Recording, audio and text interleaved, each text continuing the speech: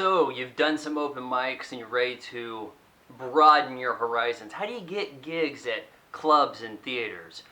Well, you kind of sort of don't. It depends on where you are in the country. Where I'm at means I have to go do the looking myself. Now, if you're on the coast, you might want to get a booking agent. Your booker will set you up with some gigs. You're going to be on the road.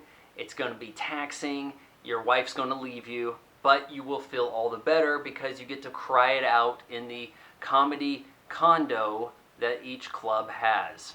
Now, suppose you can't get a booking agent. What kind of options are there for you? Well, you could check out gig sites such as Gig Salad, be able to set up a radius at which you're willing to operate. Keep in mind that you might want to charge more the further you have to travel. Some people willing to book you are going to set up accommodations. They may give you some cash for fuel, for example.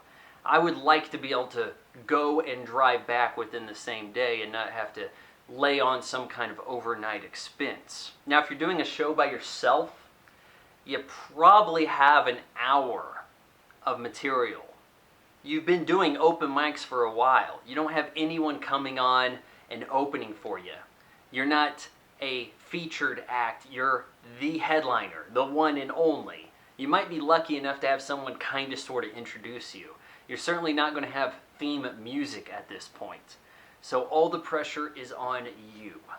Know your material, man. What else do you got to say here? You know your material and you've done it enough.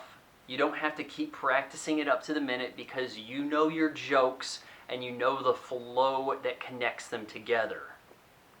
Be confident on stage. None of this swaying from side to side.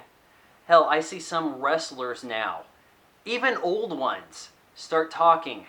They're just going a little bit off the script and they start swaying back and forth and they bore the audience. And then someone hits them with a chair